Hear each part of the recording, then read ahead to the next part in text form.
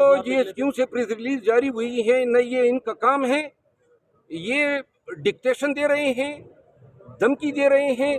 ये आपका कहाँ से काम हो गया कि आप बताएंगे कि कौन से केस किस तरह चलाने? ये वजारत कानून का काम है, अटॉर्नी जनरल ऑफ पाकिस्तान का काम है, एडवोकेट जनरल का काम है। किस मुल्क की GHQ इस तरह के ISPR जो है प्रेस रिलीज जारी कर रहे हैं? लेकिन ये यहाँ पे बिल्कुल वो कहते हैं जिसकी लाठी उसकी बेंच। आपकी खान साहब ने कोई देखिए इदारों की खिदमत तो किसी से ढकी छुपी नहीं है। पाकिस्तान का 76 साल में जो हशर हुआ है वही खिदमत काफ़ी है। एक मिनट सुने ना, सारे केसेस में बेल पे हैं, लेकिन अगर लास्ट टाइम की तरह वो जबर करना चाहते हैं, बर्बरियत करना चाहते हैं, बदमाशी करना चाहते हैं तो फिर तो कर सकते हैं। लेकिन अगर कानून है तो कानून में हमने तमाम केसेस में बेल ली हुई है। इसमें हुकूमत वक्त ने फ्रॉड किया है।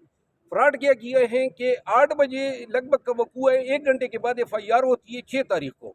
पूरे पाकिस्तान को इल्म होता है 7 तारीख को। ये 18 घंटे की ताखीर, 18 घंटे से किसी को पता नहीं था कि ये दावेदारी खान पे हुई है।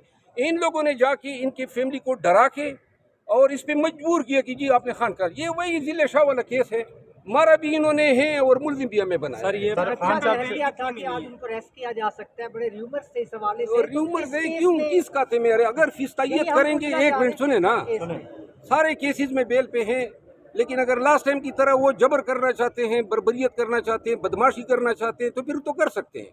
लेकिन अगर कानून है तो कानून में हमने तमाम केसेस में बेल ली हुई है।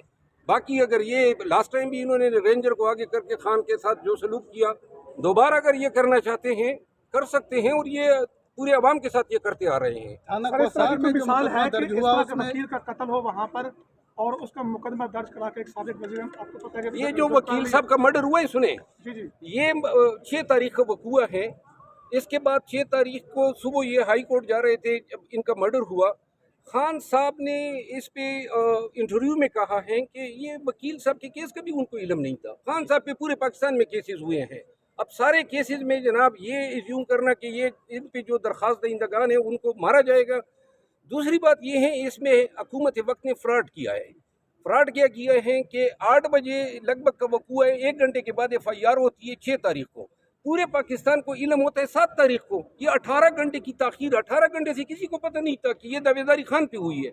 इन लोगों ने जाके इनके फैमिली को डरा के और इस पे मजबूर किया कि जी आपने खान का। ये वही जिले शाह वाला केस है, मारा भी इन्होंने है और मुलजिम भी हमें बनाया। सर ये बताएं कि इमरान खान साहब नैब कोर्ट पेश होंगे, और दूसरा सवाल ये है कि कल जैसे GHQ से प्रेस रिलीज जारी हुई है, ऐसे मार्शल दौर में नहीं हुई, 3 दफा मार्शल रहा है, जो प्रेस रिलीज अबाउट दिस, और वकला बाहर निकलेंगे जैसे जो GHQ से प्रेस रिलीज जारी हुई है, न ये इनका काम है, ये डिक्टेशन दे रहे हैं, धमकी दे रहे हैं।